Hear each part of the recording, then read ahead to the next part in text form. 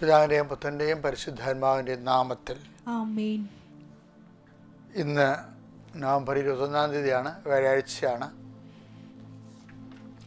നമുക്ക് പ്രത്യക്ഷീണ പ്രാർത്ഥനയോടുകൂടി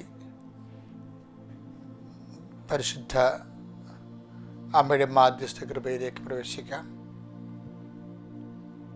എല്ലാവരും അമ്മേ, പരിശുദ്ധ അമ്മേ, അമ്മേ പരിശുദ്ധമ്മേ, ദേവമാതാവേ, ദൈവമാതാവേ, അന്ന് അങ്ങ് കൃപാസനത്തിൽ പ്രത്യക്ഷപ്പെട്ട് വരാൻ പോകുന്ന മഹാദുരന്തത്തിൽ നിന്ന് രക്ഷപ്പെടാനും എല്ലാവർക്കും വേണ്ടി പ്രാർത്ഥിക്കുവാനും ആവശ്യപ്പെട്ടിട്ട് 20 വർഷം തികയുന്ന ഈ വേളയിൽ കൃപാസനത്തിലൂടെ ഞങ്ങൾക്കും ഈ ദേശത്തിനും അങ്ങ് മാധ്യസ്ഥം തേടി തന്ന എല്ലാ അനുഗ്രഹങ്ങൾക്കും കൃപകൾക്കും ഞങ്ങളിപ്പോൾ ഹൃദയം നിറഞ്ഞ നന്ദി പറയുന്നു. അമ്മേ പരിശുദ്ധ അമ്മേ, ജപമാല മാതാവേ, സകല കൃപാസനം പ്രാർത്ഥനയോട് ചേർത്ത് ഞങ്ങളിപ്പോൾ പ്രാർത്ഥിക്കുന്ന ഈ കുടുംബത്തിന്റെ പ്രത്യേക നിയോഗം. മക്കളെ, നിയോഗം ഓർക്കണേ. ഇന്നത്തെ ആവശ്യമാണ് കേട്ടോ നിയോഗം എന്ന് പറയണത്. എത്ര ആവശ്യങ്ങളുണ്ടോ അതെല്ലാം, പണപരമാകാം, ആരോഗ്യപരമാകാം, ജോലിപരമാകാം, യാത്രാപരമാകാം, എല്ലാം ഓർക്കുക.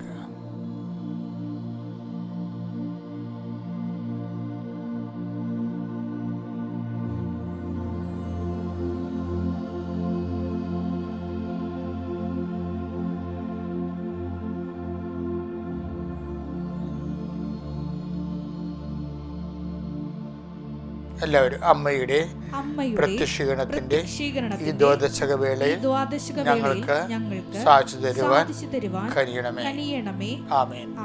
വിശ്വാസ പ്രമാണം. സർവശക്തനായ പിതാവും ആകാശത്തിന്റെയും ഭൂമിയുടെയും സൃഷ്ടാവുമായ ദൈവത്തിൽ ഞാൻ വിശ്വസിക്കുന്നു. അവിടുത്തെ ഏകപുത്രനും ഞങ്ങളുടെ കർത്താവുമായ ഈശോ മിശിഹായിലും ഞാൻ വിശ്വസിക്കുന്നു. ഈ പുത്രൻ പരിശുദ്ധാത്മാവിനാൽ ഗർഭസ്ഥനായി കന്യകാമറിയത്തിൽ നിന്ന് പിറന്ന് പൊന്തിയോസ് പീലാത്തോസിന്റെ കാലത്ത് പീഡകൾ സഹിച്ച് കുരിശിൽ തറയ്ക്കപ്പെട്ട് മരിച്ച് അടക്കപ്പെട്ട് പാതാളങ്ങളിൽ ഇറങ്ങി മരിച്ചവരുടെ ഇടയിൽ നിന്ന് 3-ാം നാൾ ഉയർത്ത് സ്വർഗത്തിലേക്ക് എഴുന്നള്ളി സർവശക്തിയുള്ള പിതാവായ ദൈവത്തിന്റെ വലതുഭാഗത്തിരിക്കുന്നു. അവിടെ നിന്ന് ജീവിക്കുന്നവരെയും മരിച്ചവരെയും വിധിക്കുവാൻ വരുമെന്നും ഞാൻ വിശ്വസിക്കുന്നു. പരിശുദ്ധാത്മാവിലും ഞാൻ വിശ്വസിക്കുന്നു. വിശുദ്ധ കത്തോലിക്കാ സഭയിലും പുണ്യവാന്മാരുടെ ഐക്യത്തിലും പാപങ്ങളുടെ മോചനത്തിലും ശരീരത്തിന്റെ ഉയർപ്പിലും നിത്യമായ ജീവിതത്തിലും ഞാൻ വിശ്വസിക്കുന്നു. ആമേൻ.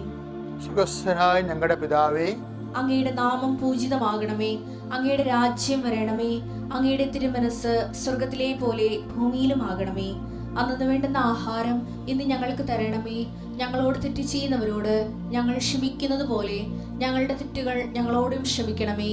ഞങ്ങളെ പ്രലോഭനത്തിൽ ഉൾപ്പെടുത്തരുതേ, തിന്മയിൽ ഞങ്ങൾ രക്ഷിക്കണമേ. ആമേൻ. നന്മ നിറഞ്ഞ മറിയമേ, സ്വസ്തി. കർത്താവ് അങ്ങയുടെ കൂടെ സ്ത്രീകളിൽ അങ്ങ് അനുഗ്രഹിക്കപ്പെട്ടവളാകുന്നു. അങ്ങയുടെ ഉദരത്തിൻ ഫലമായി ഈശോ അനുഗ്രഹിക്കപ്പെട്ടവനാകുന്നു. പരിശുദ്ധ മറിയമേ, തമ്പുരാന്റെ അമ്മേ, പാപികളായ ഞങ്ങൾക്ക് വേണ്ടി ഇപ്പോഴും ഞങ്ങളുടെ മരണസമയത്തും തമ്പുരാനോട് അപേക്ഷിക്കണമേ. ആമേൻ. ശിരസ്സ് നമിച്ച് കൈകൾ കൂപ്പി നമുക്ക് പ്രാർത്ഥന, അഭിഷേക പ്രാർത്ഥന സ്വീകരിക്കാം. കർത്താവിന്റെ ഉന്നതമായ നാമത്തിന് സ്വസ്ഥം ചെയ്യുന്ന കർത്താവിന്റെ വിശുദ്ധ പൗരോഹിത്യത്തെ മഹത്വപ്പെടുത്തണമേ. കർത്താവ് സഭയിലുള്ള സാന്നിധ്യം പ്രകടമാക്കണം. ഈശോ 38 വർഷം ഞാൻ അർപ്പിച്ച കുർബാനയുടെ യോഗ്യതയാൽ ഈശോ കൃപാസന ആൾത്താറെ ജീവനോടെ പ്രത്യക്ഷപ്പെട്ട പരിശുദ്ധ അമ്മയുടെ മധ്യസ്ഥത്തില് ഞാൻ മക്കൾക്ക് വേണ്ടി പ്രാർത്ഥിക്കണം. ഈശോ കർത്താവ്, രോഗികളുടെ പീഡിതരുണ്ടായിട്ടുണ്ട് കർത്താവ്, അവരെല്ലാം നീ ആശ്വസിപ്പിക്കണം. ഈശോയെ, സാമ്പത്തികമായി ഞെരുക്കമുള്ളവരുണ്ട് ഈശോയെ, സാമ്പത്തിക ബാധ്യതകളുണ്ട് ഈശോയെ, ജപ്തി നടപടി വന്നു പോയവരുണ്ട് ഈശോയെ, ജപ്തി നടപടി അകപ്പെട്ടിരിക്കുന്നവരുണ്ട് ഈശോയെ, സ്ഥലം വിറ്റ് മാറാൻ പറ്റാത്തവരുണ്ട് ഈശോയെ, വീട് വിൽക്കാൻ വേണ്ടി നടക്കുന്നവരുണ്ട് ഈശോയെ, വീട് വിൽക്കാതെ തന്നെ കടങ്ങൾ പരിഹരിക്കാൻ പറ്റുമെങ്കിൽ ഈശോയെ അവരെ സഹായിക്കണമെന്ന് പ്രാർത്ഥിക്കുന്നു ഈശോയെ. പക്ഷേ ക്രിസ്മസ് എന്തോ ഉദ്ദേശിച്ചുകൊണ്ട് കർത്താവ് എന്തോ വലിയ തീരുമാനങ്ങൾ എടുക്കണം മനുഷ്യരെ കാണുന്നുണ്ട് ഈശോയെ. 6 ദിവസങ്ങൾ നടക്കേണ്ട വലിയ കാര്യങ്ങൾ ഓർത്തുകൊണ്ട് ഉത്കണ്ഠപ്പെട്ട് പ്രാർത്ഥിക്കുന്നുണ്ട് ഈശോയെ. അതെല്ലാം സമർപ്പിച്ച് പ്രാർത്ഥിക്കുന്ന കർത്താവേ, ദൈവത്തിൻ്റെ കരുണ നിങ്ങളിലേക്ക് ആവശ്യിക്കട്ടെ. 38 വർഷം ഞാൻ അർപ്പിച്ച കുർബാനയുടെ യോഗ്യതയാണ്. കൃപാസ്ഥാനത്താരെ ജീവനോടെ പ്രത്യക്ഷപ്പെട്ട മാതാവിൻ്റെ മധ്യസ്ഥത്തിൽ കൃപാസ്ഥാനത്താരെ നടന്നിട്ടുള്ള 10,000-കണക്കിന് ആരാധന ശക്തിയാണ് ഞാൻ മക്കൾക്ക് വേണ്ടി പ്രാർത്ഥിക്കുന്ന കർത്താവേ. ഉദര രോഗികളെ നീ ആശ്വസിപ്പിക്കണേ കർത്താവേ. ശ്വാസകോശ രോഗികളെ നീ സൗഖ്യപ്പെടുത്തണേ കർത്താവേ. തൊണ്ട രോഗികളെ നീ ആശ്വസിപ്പിക്കണേ കർത്താവേ. ഉച്ച മുതൽ ഉള്ളങ്കാല് വരെ കർത്താവിൻ്റെ രക്തം പടരട്ടെ.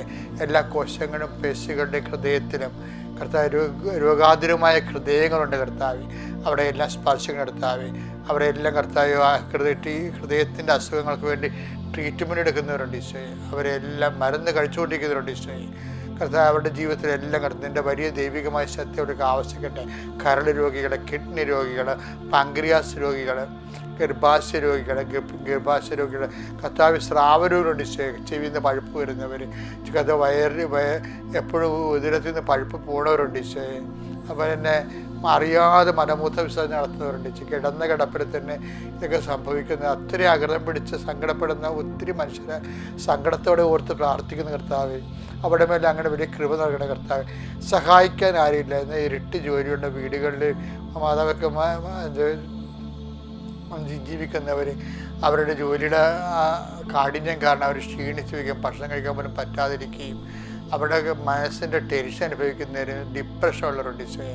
അവരെല്ലാം നീ സ്പർശിക്കണം പ്രാർത്ഥിക്കുന്നു. 38 വർഷം ഞാൻ അർപ്പിച്ച കുർബാനയുടെ യോഗ്യതയാൽ മക്കളില്ലാത്തവരെ കർത്താവ് മക്കൾ നൽകി അനുഗ്രഹിക്കട്ടെ. വിവാഹം ഒത്തുവരാത്തവർക്ക് വിവാഹം നൽകട്ടെ.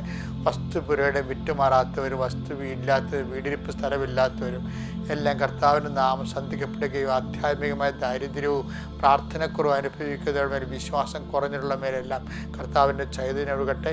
എൻ്റെ കർത്താവിൻ്റെ ഉന്നതമായ നാമത്തിൽ സഭയുടെ അധികാരത്തിൽ കുരിശിൻ്റെ അടയാളത്തിൽ ദൈവശക്തിയെ അനുഗ്രഹിക്കപ്പെടട്ടെ. എൻ്റെ പ്രിയപ്പെട്ട നമ്മൾ ഇന്ന് കാണുന്നത് ഒരു വലിയ ഒരു ഇടപെടലാണ്. എന്ന് വെച്ച് കഴിഞ്ഞാൽ ദൈവത്തെ എങ്ങനെ